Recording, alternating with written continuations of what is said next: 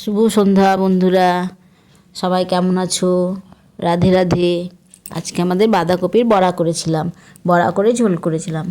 প্রথমে বাঁধাকপিটাকে কুচিয়ে নিয়েছিলাম ভালো করে ঝিরিঝিরি করে, তারপর ওর মধ্যে বেসন দিয়েছি, লঙ্কা কুচোনো, আদা কুচোনো, আদা ঘষা, ধনেপাতা কুচোনো, পনির ঘষে দিয়েছি, জিরা গুঁড়ো, ধনে গুঁড়ো, হলুদ গুঁড়ো, নুন দিয়ে একটু সামান্য জল দিয়ে বেশ ভালো করে মাখো মাখো করে মেখেছিলাম, বেশ আটা মাখার মতন করে মেখে নিয়ে ওটাকে একটু 2-3 মিনিট রেখে দিয়েছিলাম।